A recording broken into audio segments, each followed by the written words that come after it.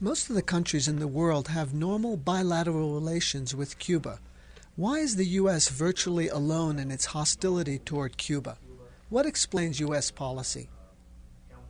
Let me just report again some truisms that you would read all over the front pages of the newspapers if there was any commitment to trying to tell important and uncontroversial truths. There's nothing I'm going to say that's in the least controversial.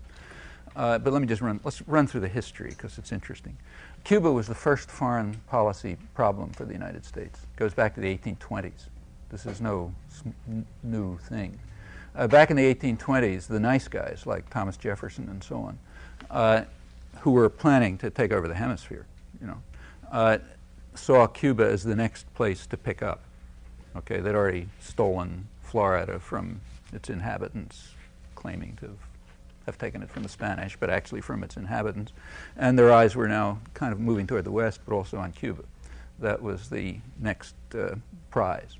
Well, there was a little problem. The British fleet. There was a British deterrent, just as in the 1960s there was a Soviet deterrent. And in fact, the British were the hated enemy in those days, mainly because of their power. They were preventing the United States from expanding, like they prevented the United States from conquering Canada a couple of times, which the U.S. has been trying to do since 1775 and may have finally achieved in the so-called free trade agreement. But yeah, Cuba was sitting right there, it's a valuable place. He couldn't get there because the British are in the way. John Quincy Adams, I guess it was, suggested that we just be patient. He said it'll drop into our hands like a ripe fruit by the laws of political gravitation, meaning by the time we get stronger and the British get weaker, things will shift around, we'll be able to take it over.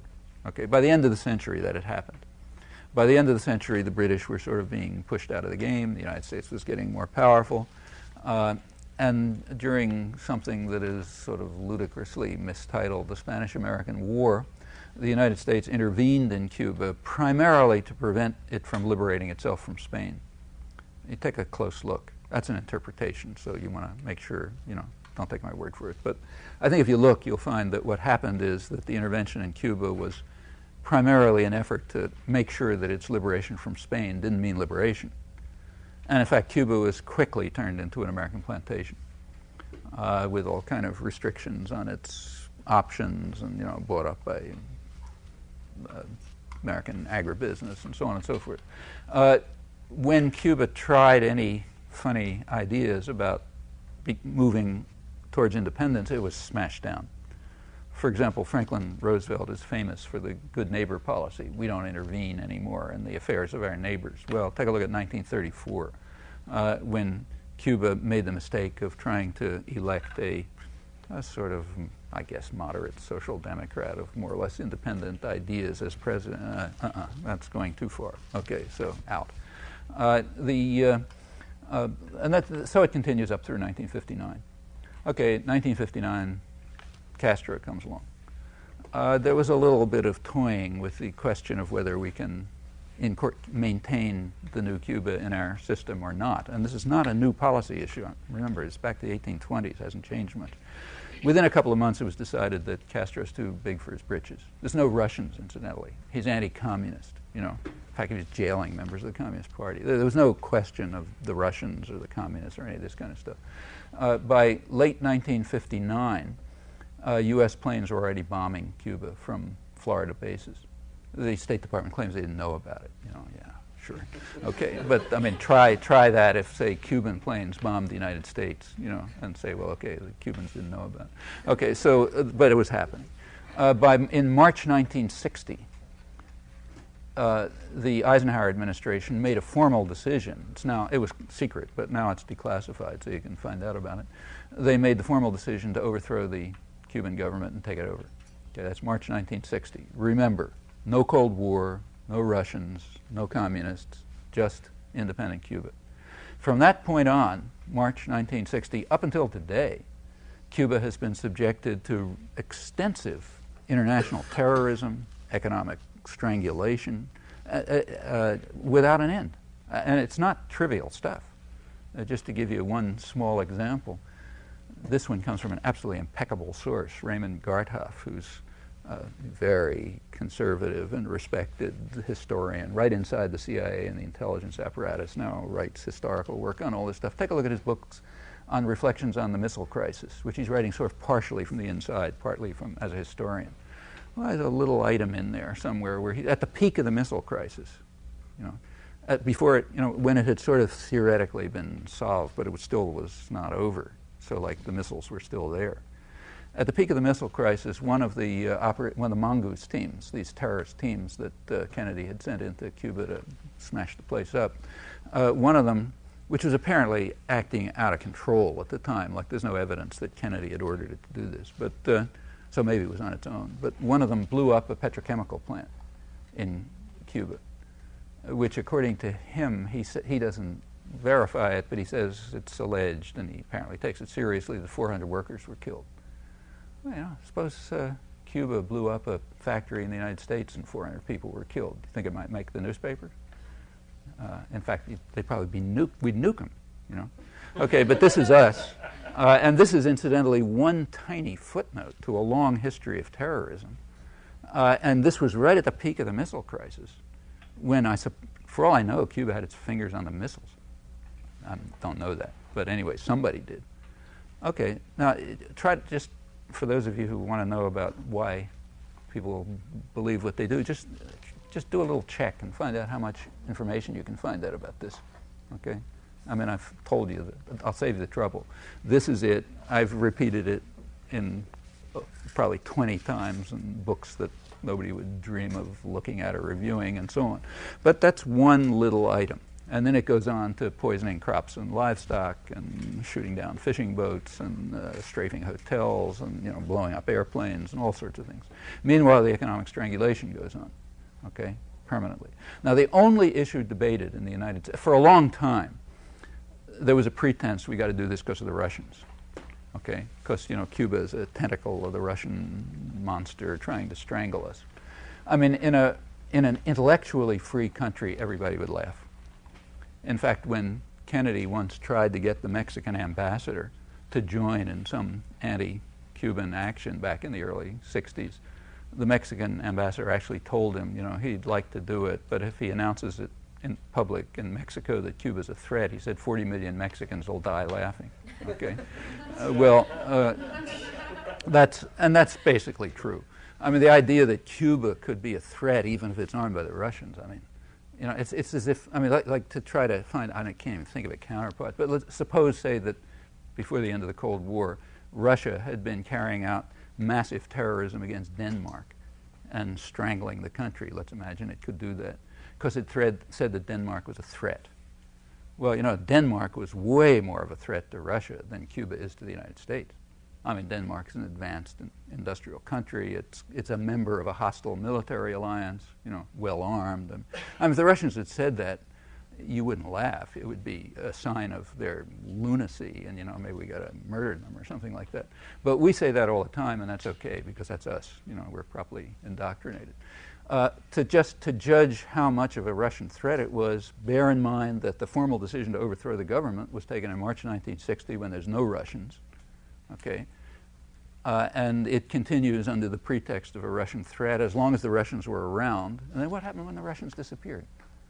Okay, so November 1989, Berlin Wall falls, no more Russians. What happened to Cuba? I mean, if the story of the last 30 years that we hear from Arthur Schlesinger and everyone was true, well, we should have welcomed Cuba with open arms. No more tentacles of the Russians. Is that what happened? No. We drew the noose tighter. Okay. All of a sudden, it wasn't because the Russians were a threat. It was because we love democracy so much, as you can easily demonstrate by looking at what we do around the world.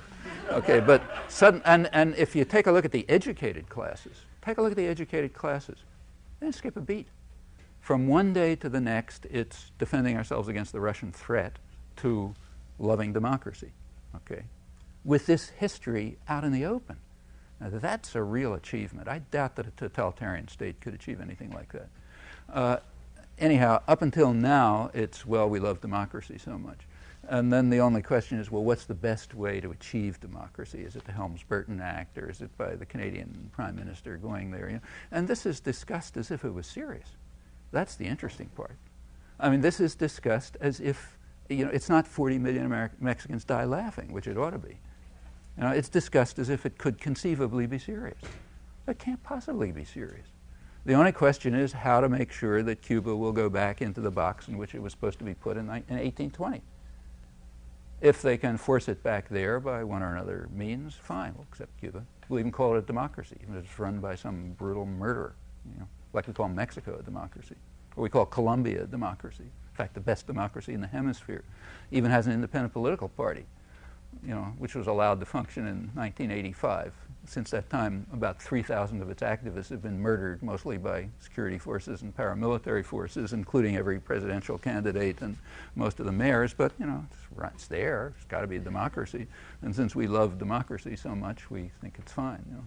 But so maybe if Cuba ends up with democracy like that, it'll be fine as long as it follows orders. You know, there ought to be 100 million Americans who die laughing over this. And the fact that they're not is an indication of the grip of the doctrinal system, which is really powerful.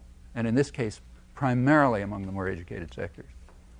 You know, I mean, if they don't know these things, it's a conscious decision not to know. It takes work not to know these things. Like, you don't have to, you know, really explore. Given the battle for the minds of the masses and the fact that it's critical to mobilize those masses to achieve any rights for workers, do you see any solutions short of revolution? Sure. I mean, the solutions that have worked all through history. I mean, how did workers' rights get established more or less in the 1930s? Revolution. There was no revolution. I mean, there was a threat. There was certainly a threat. Like when working people took over General Motors. Yeah, that's no joke. People got scared. Yeah, okay. Because the next thing they'll come to their heads is, what do we need the bosses for? You know, like maybe they'll get as smart as the factory girls in Lowell, you know, 150 years ago and say, look, we don't need those guys, we'll run it ourselves. You know? And you got to make sure that that doesn't happen, because that's really trouble. So yes, there was an accommodation. And in fact, right through history, that's the way it's worked. I mean, nowadays, people who consider themselves more or less progressive, whatever that term is supposed to mean, think that they got a pretty rotten life. Look at our problems. Well, you know, there's plenty of problems, but it's a lot better than it was 30 years ago, let alone 50 years ago or 100 years ago. So like nowadays, you're worried about how to protect some kind of medical system. Worrying about that 30 years ago, there wasn't any. You know? Or take, say, women's rights. Okay, plenty of problems about women's rights, like, you know, the way affirmative action is being used to attack people. It wasn't a problem 30 years ago. There was no rights, you know. Or take, you know, issue after issue. It's just things are, over time, you know, the struggles take off from a higher level than before. So like you think it looks bad for labor now, have a look at the 1920s. You know, the fall of the House of Labor in a most undemocratic America, when workers could do nothing more than try to pursue individual survival strategies. And remember, that was the period of mass industrialization, you know, establishment of the automobile industry. It's like not a rural country. Well, what you do is try to keep making things better. Is it a revolution or not? That's kind of like a question of definition.